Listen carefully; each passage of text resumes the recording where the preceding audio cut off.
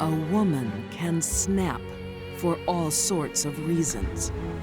To protect loved ones. She knew that it was only a matter of time before he sexually abused their little daughter.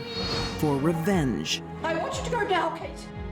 I have nowhere to go, ma'am. Where shall I go? I think a culmination of all the stresses just made her snap. Joe, really? You could get these yourself. Or to be free from responsibility.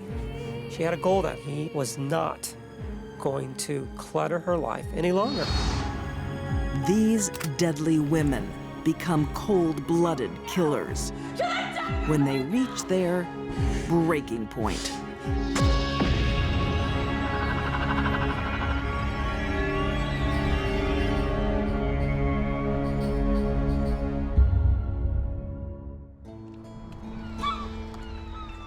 In 2008, in the charming seaside town of Belfast, Maine. A wealthy young couple seemed to have everything. And they were pretty inseparable. James inherited all this money from his father, millions of dollars. It looked like they would have a charmed life. But James and Amber Cummings are living with secrets. Their 12-year-old marriage is miserable. He didn't appear to have a lot of relationships with people or with his family. Kept to himself. Amber is afraid of her husband and has been for years. He abused her physically, emotionally, sexually. He tore down every shred of her individuality. This guy's gonna run the country? And James has some alarming political views. What is this world coming to? He's a white supremacist. How the hell is he supposed to run the country? He's colored. I'm gonna kill him. And he's using his newfound wealth to pursue a macabre hobby.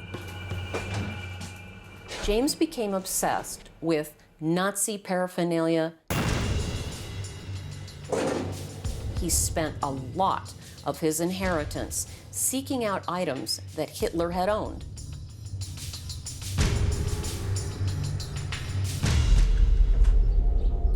His behavior is fueled by a delusional mental illness. It was clear that he had a serious mental illness known as paranoid schizophrenia. James lives in a constant state of paranoia. Where have you been? I had to get out of the house for a while. Oh, you think you can leave the house? Yeah. Where'd you go? I went to your brother's. I don't want you going to my brother's house. He can't tolerate other people in Amber's life. Here forever. I don't want you going anywhere. You got that? What is wrong with you? I can't stay in here forever. You want to stay here. What is wrong with you? You're acting crazy. He wages a campaign to cut them out. He isolated her from her family. They moved several times so he could keep her isolated.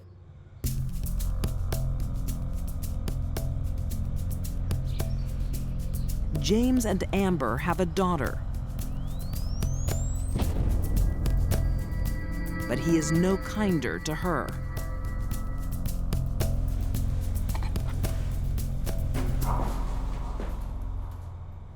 Clara, come here. That's the Fuhrer, Silva. You're not to touch that. When he tried to beat the daughter, she would step in between them and take the beating herself. Do you understand? Where do you think you're going? What's going on, Clara? Honey, just go upstairs. What is going on? What are you doing? She's not doing anything wrong. She is just a kid. Even though that made James angrier and made him hit her worse. I'm teaching her discipline. This is something you don't understand. Disgusting.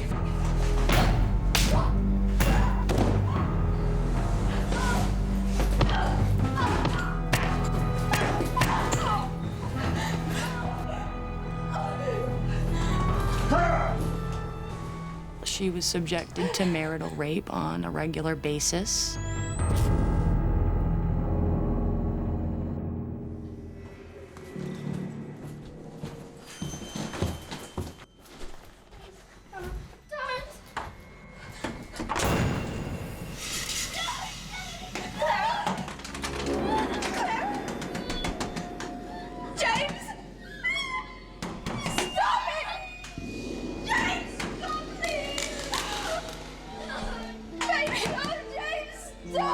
Isolated, abused, and terrified.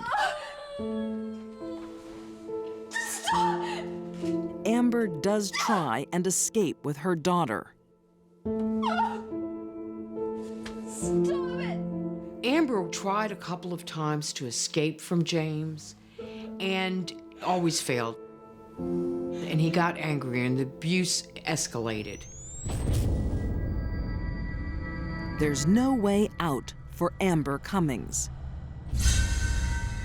James controls her every move.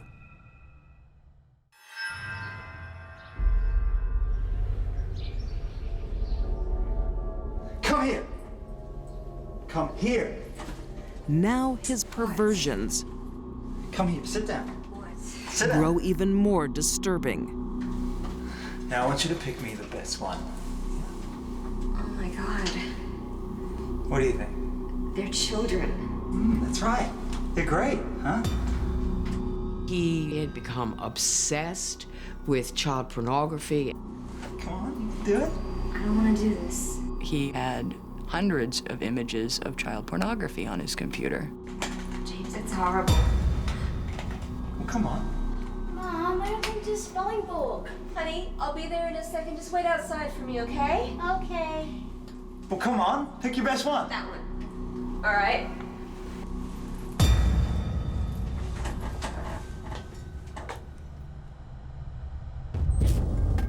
His authority is unchallenged. His violence unchecked.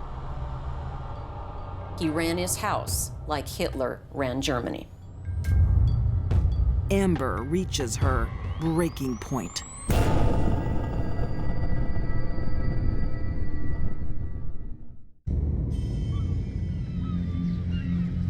In a quiet New England town, a rich young couple is hiding secrets. Nazi sympathizer James Cummings is addicted to child pornography. All right, gorgeous. You are good to go. You want to go downstairs and play? Please, thank you, Mom. By December 2008, his battered wife, Amber, is about to snap. Amber got up with her daughter. Seemed like a normal morning. And then she walked into the bedroom, pulled the .45 from under the pillow. Domestic violence victims, they very often think about a way out of the situation is to kill themselves. On the brink of ending her life, Amber realizes if she dies, who will protect her daughter from her monster of a father? What troubled her the most was his child pornography collection. She knew that it was only a matter of time before he sexually abused their little daughter. Amber Cummings could never stand up to James to protect herself. Now, her maternal instinct explodes to the surface. There's only one thing for her to do. She couldn't leave Clara there with him. She walked into James's bedroom. While her sadistic jailer sleeps, she takes his gun and pulls the trigger.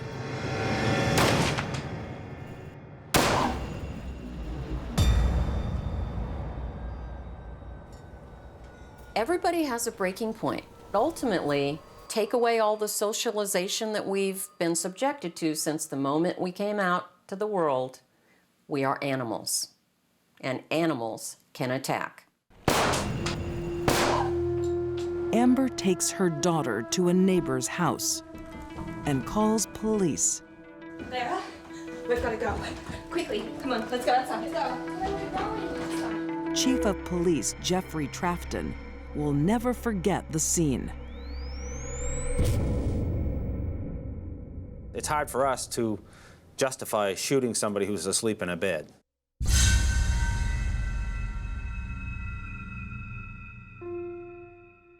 She looked more like a victim than a shooter. Expressionless, just like a shell of a person, really. Amber killed to protect her daughter.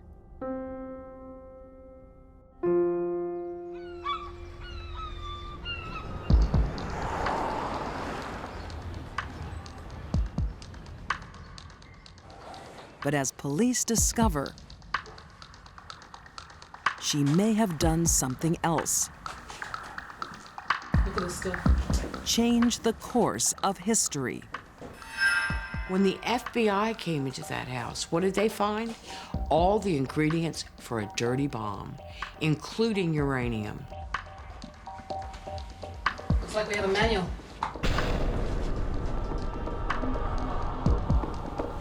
They found some of that stuff was radioactive. In James's twisted, racist view of the world, Barack Obama should never be president. They were going to drive to Washington, D.C. for President Barack Obama's inauguration, and he was going to explode a dirty bomb down there.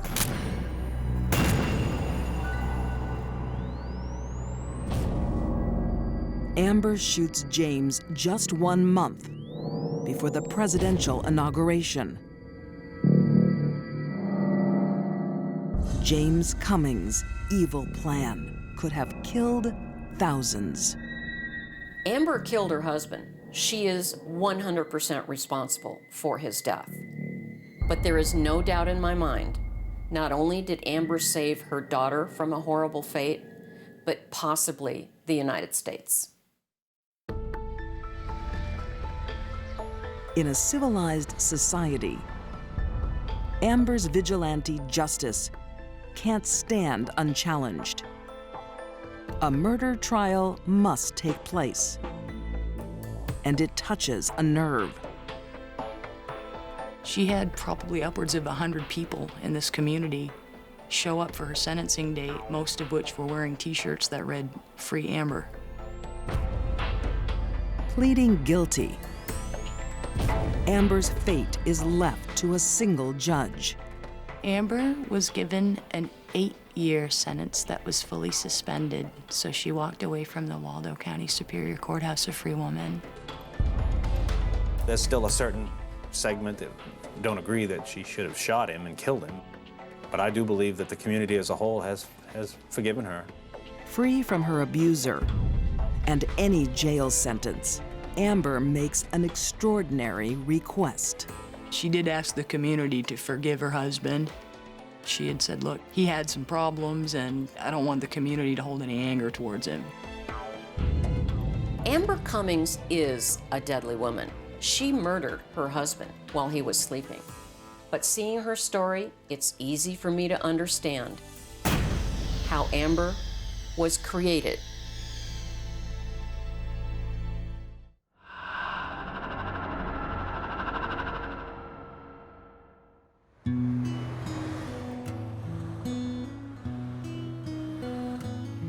(2010).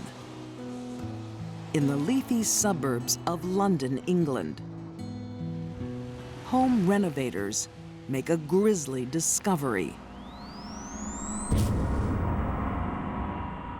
The mini digger unearthed a skull. We knew that it was not just a grave site, it was a skull on its own. A lone human skull can only mean foul play. But to whom does it belong?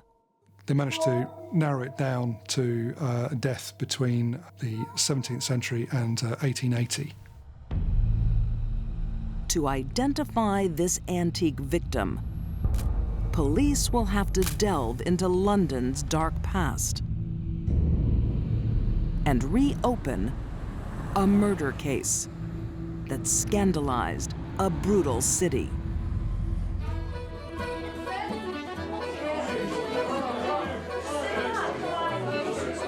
England, 1870s.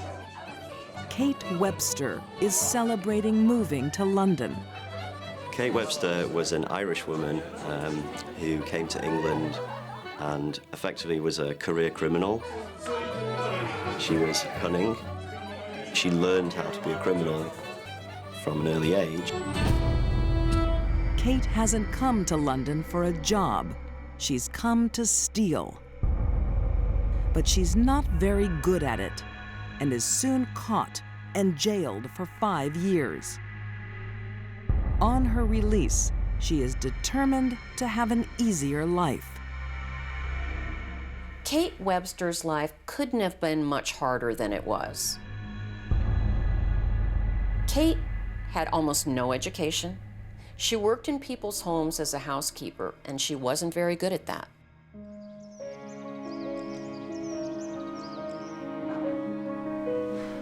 Kate finds the perfect employer. Naive widow, Julia Thomas. Good afternoon, Kate. Good afternoon. Please, sit. Thank you, ma'am. She had a nice house. She would wear jewelry and rings. She was a church-going lady, very prim and proper. But Mrs. Thomas didn't know about her background. Do you have some references for me? Oh, no. I've just come to London. I've come from Ireland. And unfortunately, I don't have any references, but I'm so keen to work. So keen to work for you, Mrs. Thomas. She didn't like work. I mean, she resented doing the work. She wasn't a very good maid. It's a very large house, Kate. Have you worked in such a large house before? I have, back in Ireland. I did notice there was some dust in the mantle. I can see you need some help. Well, yes. Shall we start straight away? Let's start.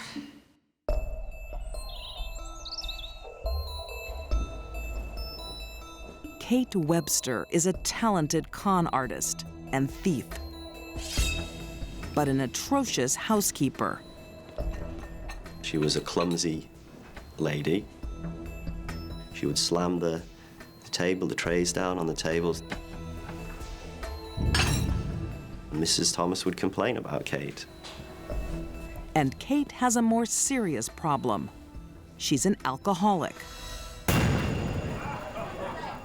and a bad-tempered drunk. She was a big drinker. She was often annoyed at people. Julia Thomas decides to make a stand. She feared Kate Webster. She had built up the courage to sack her. Where have you been? Oh, you're drunk. I told you I will not tolerate you going to the public house. And with your work not done, then you do go on your bidding. Oh, leave it be, woman. It'll get done. It'll get done in my own good time. I will not tolerate this. That is enough. And then she was asked to leave the house. That's enough. What? You must find other employment. I'm going. You certainly are. You make me. I will. She wasn't happy about it. She's been insulted. Now go to your room now. May I go to my room? What will I be thinking of, huh? What am I going to be doing?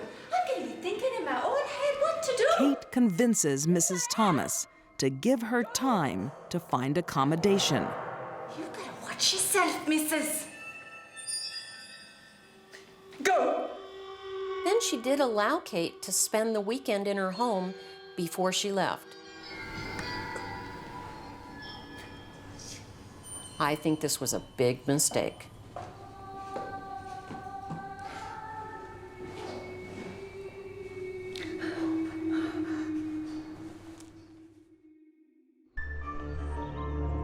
Sunday, January 13th, 1879. It's Kate's last day of work. Where did Kate go? She went to the pub. Mrs. Thomas was not happy again. Stop there! She'd done her a favor and let her stay for the weekend. But now Kate's late back from the pub. I want you to go now, Kate. I've nowhere to go, ma'am. Where shall I go? Mrs. Thomas is waiting for her, and an argument ensued. I don't care. I've given you plenty of chances. I gave you notice. Now, I want you out of my house right now.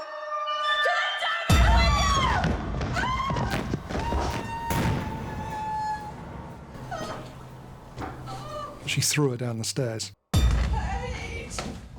Kate! That was a terrible throw, wasn't it? Shush! Be quiet! To prevent Mrs. Thomas from screaming, she strangled her. Help me! It'll be fine. It'll be fine.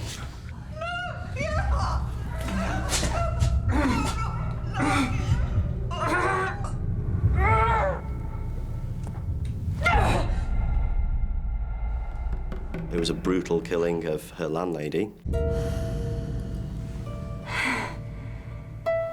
I think a culmination of all the stresses Kate was under finally came together at the top of that landing. Her alcohol problem, her low wages, and her repeated failures at even a simple menial job just made her snap. Kate Webster has killed her employer. But she doesn't run. For the first time in her life, now Kate had some power, and she used it. Kate has come up with a monstrous plan that will shock London society.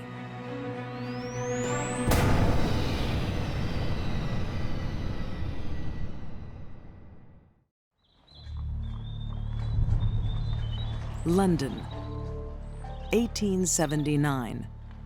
Drunken housekeeper Kate Webster has murdered her employer. Now she chooses the most gruesome method to get rid of the body.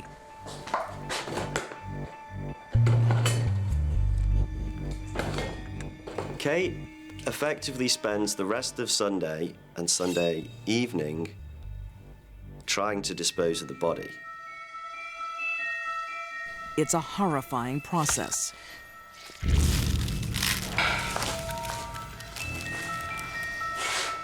She dismembered the body using a meat saw and a razor. Lazy servant Kate is now hard at work. She hacks into Mrs. Thomas's neck and saws off her head. Blood was all over the kitchen itself, in corners of the room. So I think it's fair to say disgusting. It's a lot easier to get rid of a human body than the way Kate went about it, and a lot less ghoulish to simply bury a body in the basement. There was something in Kate that drove her to do that. I think she liked it.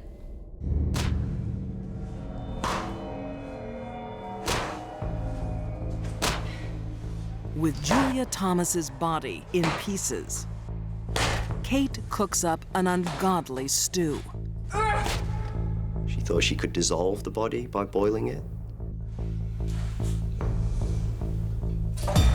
Neighbour next door said that she could smell a horrible, rancid smell.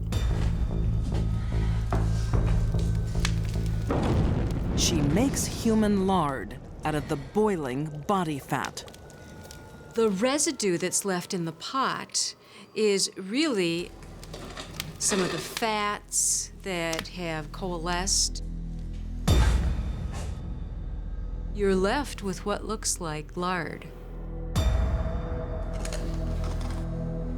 It is not a far stretch for her to have given this particular mixture to people. cannibals had said that the taste of human tissue was similar to that of a pig. Kate sells the lard at her local tavern.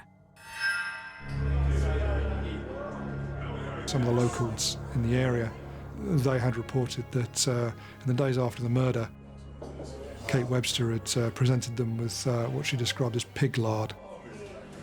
Hot spray, because I've got some most excellent flavored pig's lard. It's really delicious in the kitchen. And they proceeded to eat it.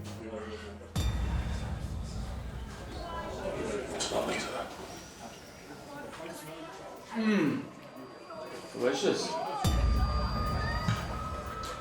Kate spreads a story that she's had a stroke of good luck. Her aunt, Mrs. Thomas, had passed away. She'd inherited a house. It's an outrageous lie.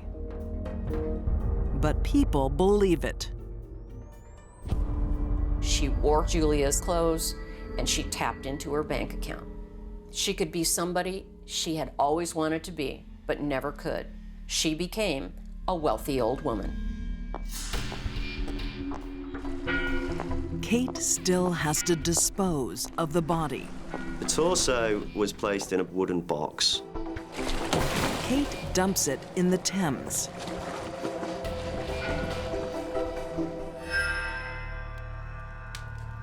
But not all the body parts will fit.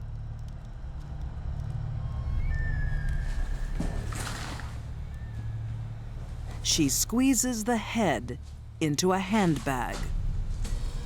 Most people would not chop someone up and carry the head around in a bag. Kate seems to have gone nuts. Kate hides the head, where it remains undisturbed for over a century.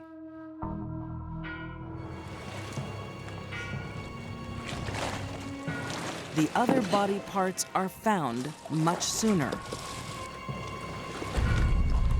Just 5 days after the murder. Kate was really a much sicker woman than anyone really knew. It is not long before Kate's story of an inheritance unravels. She's quickly arrested and convicted of murder.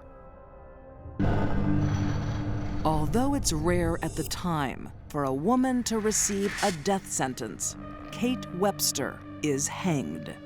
You look at what she actually did. How could you not say that's evil? 130 years later, the final piece of the case is solved. The skull was recovered from an area that had previously been a stable. Kate Webster would have known that well. She frequented the pub. Julia Thomas can finally be laid to rest.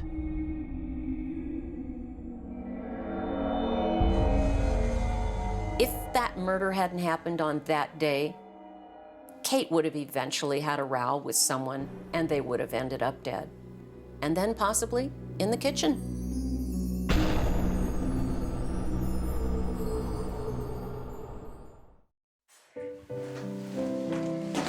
There is yours. Would you please eat up? A dying husband needs a devoted wife. He was generally suffering a miserable existence. But when there's no love left, Wendy was hardly the dutiful caregiver to her sick and dying husband. a marriage becomes a burden. This is not someone that I ever want to be around if she snaps again.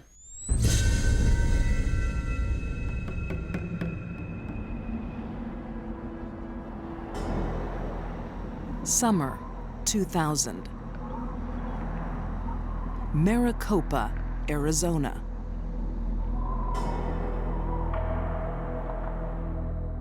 Are you doing my toast? An everyday domestic scene.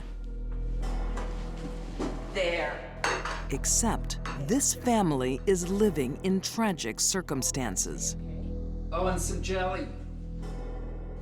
Joe was diagnosed with a very serious cancer, and he was terminal. He was generally suffering a miserable existence. Wendy, What? would you mind getting my pills? Joe, really? You could get these yourself. It's hard for me to get out of the chair. Sure it is.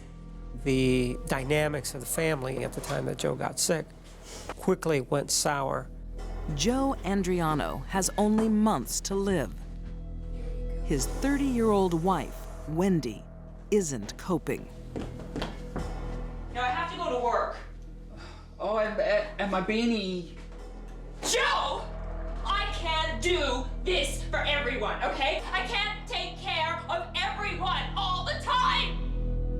Wendy is a bad nurse. Have it! Too much, Joe. And she resents the pressure of being caregiver and the only breadwinner.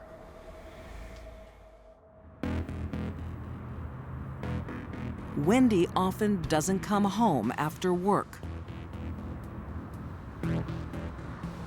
She's leading a double life. Miss Andriano was noted for going out to bars and clubs. She would engage herself, if you will, with some of the men that she met. How much have you... She pretends she's single and available. It was difficult to understand why she would prefer to carouse with other men when her husband was at home, terminally ill.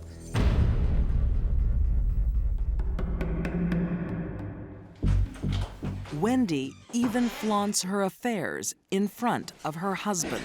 I need you to be so quiet because one of my kids is on the couch sleeping.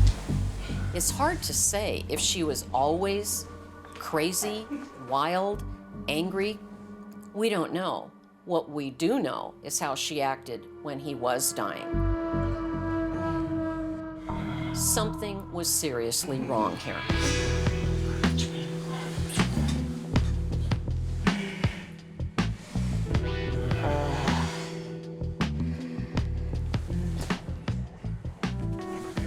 Wendy's uncaring attitude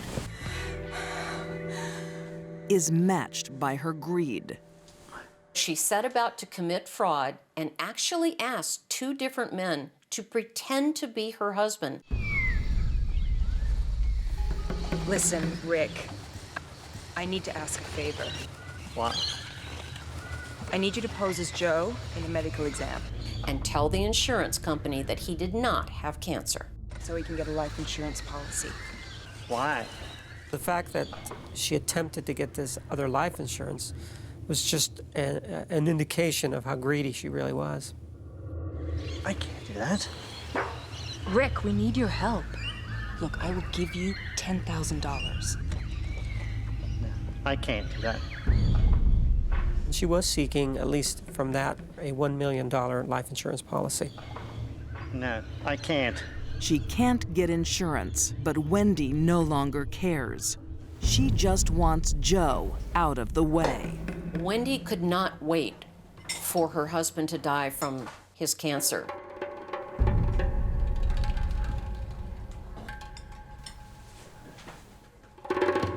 She had a goal that Joe Andriano was not going to clutter her life any longer. If Joe's cancer is slow to kill him, Wendy will give death a helping hand.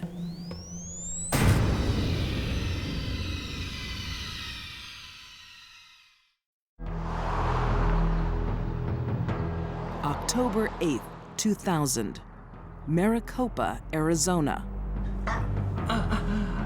Joe Andriano, a cancer sufferer, is in agony. Joe was very ill. He was just writhing in pain, laying on the ground in pain. What are you doing? I need help. I need an ambulance for my husband. He hears his wife, Wendy, call 911. Yes, it is. Yes, he has terminal cancer. But no paramedics arrive because Wendy is just pretending. Thank you. Please, be quick. Wendy had a plan for him. She couldn't wait for him to die of natural causes. Where are the paramedics? It's all part of Wendy's plan that started hours earlier.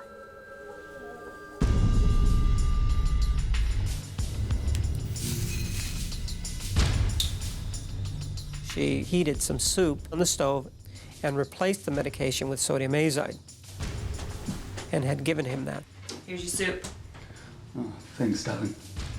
It's a toxic weed killer, lethal to humans.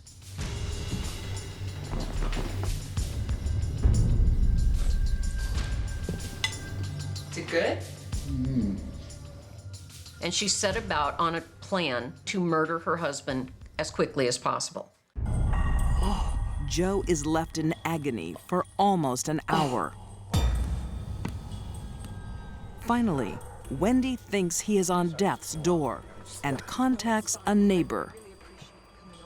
It was really unclear as to why she did that, but the friend did come over. I just have to quickly tell you, please don't ask any questions. I mean, he's on the floor and they're dying, but he doesn't know I haven't called 911. What do you mean you haven't called 911? I just think it would be better if... You need to call 911. Wendy, you need to call 911. You have to call them. You want me to make the call? It was the neighbor's view that perhaps 911 should be called immediately. Joe, it's Chris. Under pressure, Wendy finally calls emergency. Hello? My name is Wendy Andriano. Now, I made a call earlier for an ambulance, and we're still waiting. We called up paramedics 45 minutes ago. They're gonna be here any minute, Yes, Joe kept saying, why is it taking 911 so long to get here? He was under the impression that 911 was on their way. I need help.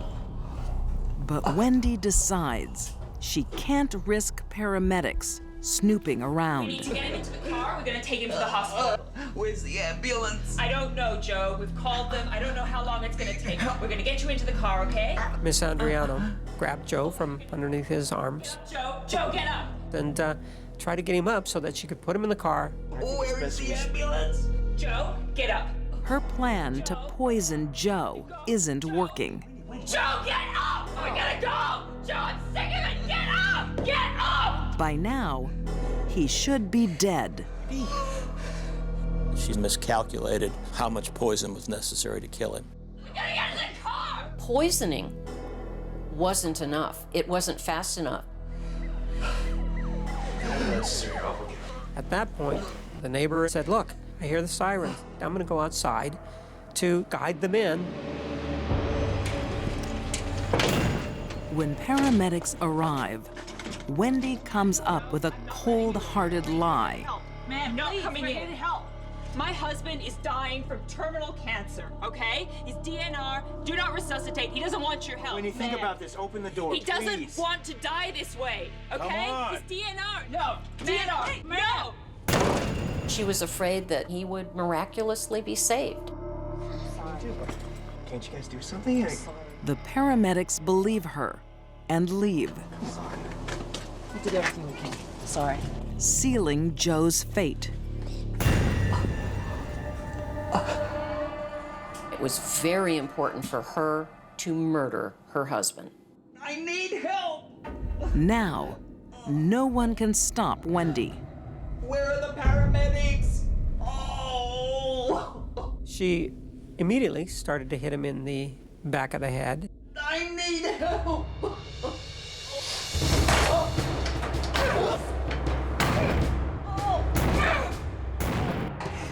She struck him so hard that there were holes on the top of his head. She bludgeons him 23 times. It was brutal because of the fact that Joe did not die quickly.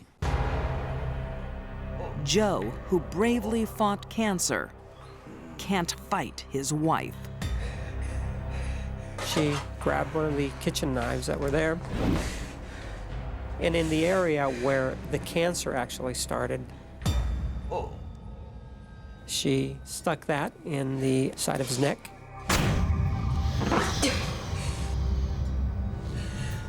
I think it's safe to say that Wendy snapped. This is not someone that I ever want to be around if she snaps again.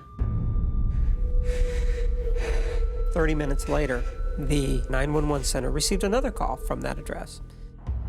The same team of paramedics return. It was right after you left. What confronted him was a very grotesque scene. An individual who had had his head beat in, who had vomited, and who had had a knife stuck on the side of his neck. With her husband lying in a pool of blood, Wendy insists she's the victim. We were fighting. He found out about my affair. He had a knife. He was threatening me. Wendy's defense was, yes, I killed him, but no, I did not mean to kill him. It was simply self-defense. I'm sorry, man. He's gone. Thought he was still breathing. He's gone. No one believes Wendy's story, but no one can understand why she murders either. Her husband would have died within weeks. This is one of the most baffling cases I've ever looked at. The incredible brutality she exhibited toward her husband as he was dying of cancer, poisoning and then stabbing. No heart, no empathy. I can understand why she's on death row. December 23rd, 2004. Wendy Andriano is convicted of first-degree murder and sentenced to death. She is currently on death row in Perryville Prison, Arizona. If I could ask Wendy one question, it would be, why? Why didn't you wait?